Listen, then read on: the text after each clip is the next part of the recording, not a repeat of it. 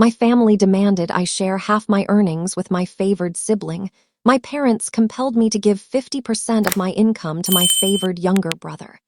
Years later, I found my retribution at my wedding. My name is Kinza, and I'm 30 years old. My relationship with my younger brother, James, who is 10 years old and male, has always been strained. Growing up, our parents consistently favored him, creating significant tension between us. They showered James with praise for even minor achievements while barely acknowledging mine. Our family wasn't always this way. Before James was born, I felt cherished and supported by my parents. They'd take me to the park, read me bedtime stories, and proudly display my drawings on the fridge. But everything shifted when James arrived. He was clearly destined to be the golden child, and our parents doted on him, often overlooking my needs. As we grew, their favoritism only intensified. I vividly remember my 10th birthday.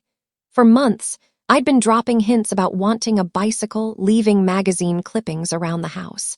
When the day came, I eagerly opened my gifts, only to find clothes and books.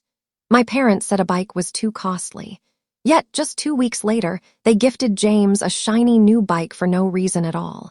When I asked why he got one and I didn't, they replied, "James needs more exercise. You're fine without one."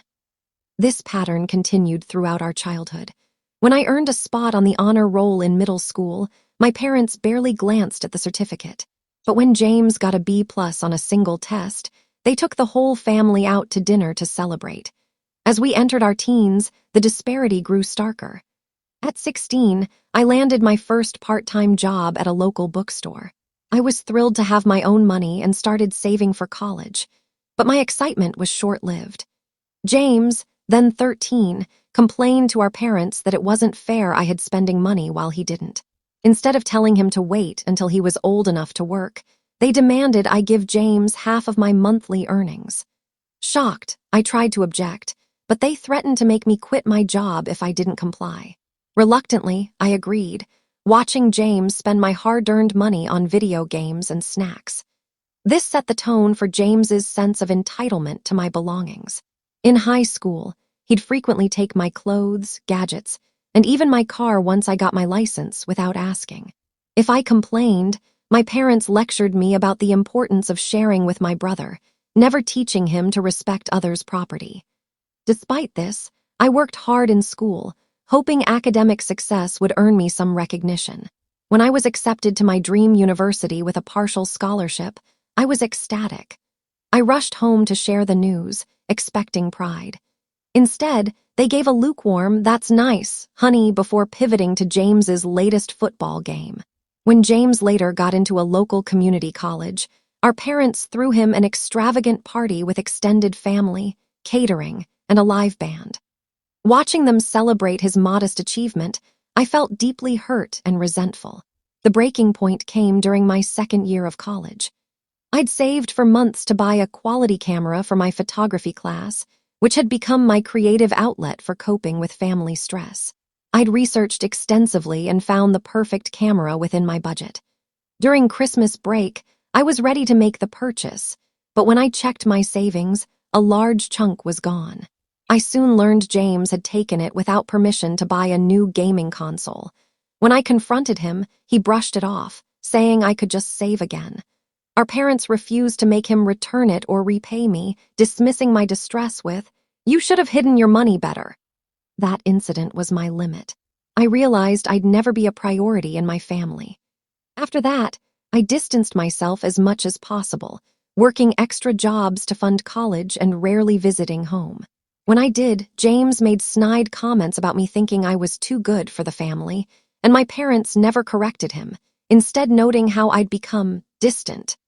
Despite the emotional toll, I graduated with honors and landed a great marketing job. There, I met Ryan, a 32-year-old man who became my biggest supporter. We've been together for 5 years, and he's been incredibly understanding about my family situation.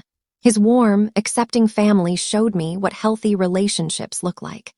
6 months ago, Ryan proposed during a surprise weekend getaway, a beautiful moment that had me thrilled to plan our future. But that joy was soon overshadowed by dread about involving my family in the wedding. After much reflection, I decided not to invite James or my parents. I wanted our day to be filled with love and positivity, not the negativity that defined my family ties. Last week, my mother called, sobbing, asking why they hadn't received wedding invitations. I took a deep breath and explained that, given our history, I wasn't comfortable having them there. She accused me of being selfish and trying to punish them, dismissing my feelings as usual. My father then called, saying I was breaking James's heart by excluding him, claiming James had told everyone he'd be my best man, despite us not speaking in years. His presumption stunned me. I stood firm, saying my decision was final. James then flooded my phone with angry texts, calling me names and accusing me of jealousy and trying to feel important. It was as if he'd rewritten our childhood, casting himself as the victim. My parents threatened to cut me out of their will if I didn't invite them, but I no longer care about their approval or inheritance. Ryan fully supports my choice, recognizing how toxic my family is. He's offered to handle any further communication to shield me from their manipulation. Some friends, however, suggested I invite them to keep the peace, warning I might regret excluding my family. Their comments planted doubts. Am I being too harsh? Should I give them one last chance? But recalling the years of pain and disappointment reinforces my decision. I shared this long story to provide context for my choice. So, am I wrong for not inviting my brother and parents to my wedding? Update 1. Thank you all for the overwhelming support on my original post. Your encouragement has strengthened me during this challenging time. I want to update you on recent developments. After discussing with Ryan, I decided to stick with my decision not to invite James or my parents. Ryan suggested I meet them in person to explain my reasoning, hoping it might bring closure. Though hesitant, I agreed, and we arranged to meet at a quiet cafe in a nearby town. I arrived with Ryan, feeling nervous but resolute. My parents and James were already there, my mother's eyes red from crying, my father with his usual stern frown, and James surprisingly subdued. As soon as we sat, my mother launched into a tearful rant about family loyalty and how I was tearing us apart. My father called me ungrateful. I let them vent, staying calm. When they finished, I calmly shared my perspective, citing specific instances of hurt, like the camera theft and their constant favoritism. I explained that, while I care about them, our relationship doesn't justify their presence at my wedding. To my shock, James spoke up quietly, admitting he deliberately broke my camera in college out of jealousy over my academic success. He said he felt I was leaving him behind and wanted to bring me down to feel better about himself. The table fell silent. Our parents seemed stunned, as if seeing our dynamic clearly for the first time. My mother tried to brush it off, saying, "That was long ago. Let bygones be bygones." But I held firm, pointing out that James's confession validated my view of our unhealthy family dynamic. My father then offered to pay for the entire wedding if we included them. Caught off guard by this financial manipulation, I declined, emphasizing that it wasn't about money, but about being surrounded by genuine supporters. James's remorse quickly vanished, replaced by anger. He ranted that I always thought I was better than the family and would regret pushing them away. Ryan, who'd been quietly supportive, suggested we leave. As we stood, my mother grabbed my arm, tearfully asking if I was cutting them out forever. I told her honestly that I didn't know but needed time to heal. Since then, my phone has been flooded with messages from extended family, as James and my parents spread a narrative that I'm having a mental breakdown and trying to destroy the family. My aunt even suggested postponing the wedding until I come to my senses. The constant messages have been exhausting, making me question my decision at times. But remembering years of hurt reaffirms I'm doing what's right for me. Ryan has been my anchor, and the cafe meeting only solidified his support.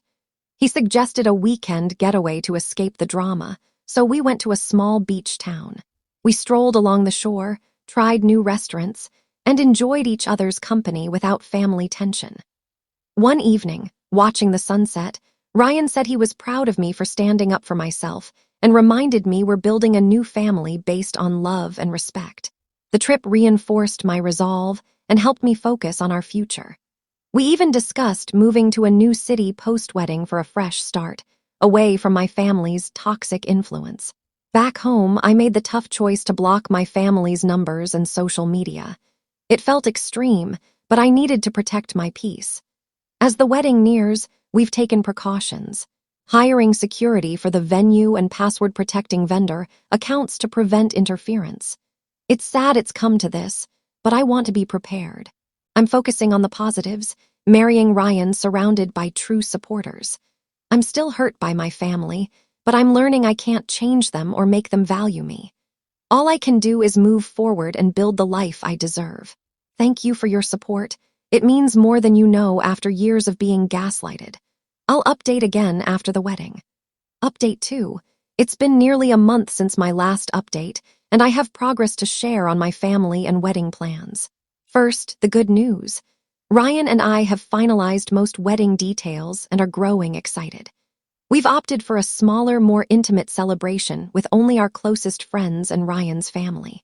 We chose a beautiful garden venue for the ceremony and reception, with stunning floral arrangements featuring my favorite flowers and a menu reflecting our tastes. Practicing our first dance has been a fun, light-hearted way to de-stress amid the family drama, despite some clumsy moments. Now, the bad news.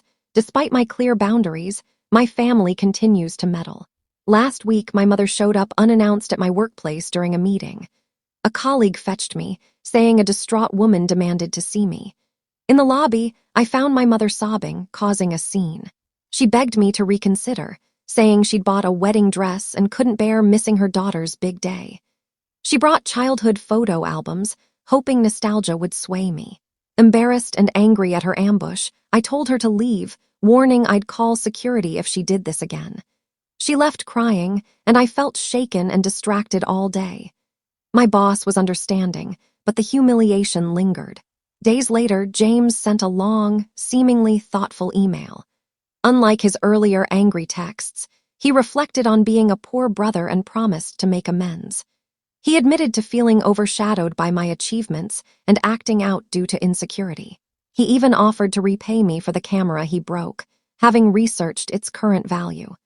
While I appreciated his self-reflection, the years of pain made his gesture feel insufficient. I replied, thanking him for the apology but reaffirming my need for space and my final decision about the wedding. Things escalated when I learned James had obtained our wedding venue's contact information.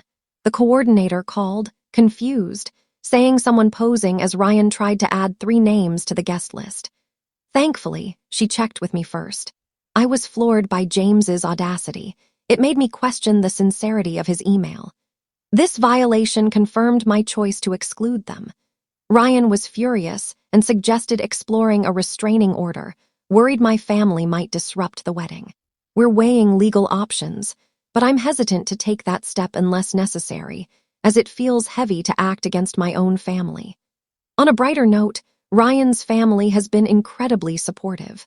Last weekend, his parents invited me for dinner, and his mother privately told me she already sees me as a daughter and admires my strength. Their warmth contrasts sharply with my family's behavior, making me feel truly valued. As the wedding nears, I'm focusing on the joy of this milestone. Ryan and I started premarital counseling, which has helped me process my family's impact and strengthen our communication. We've discussed our vision for a future unlike my childhood, rooted in mutual respect. We've also planned unique bachelor and bachelorette events, a private cooking class with our wedding party, creating new traditions that reflect us. I'm determined not to let my family's actions overshadow this special time. Thank you for your continued support as I navigate this journey.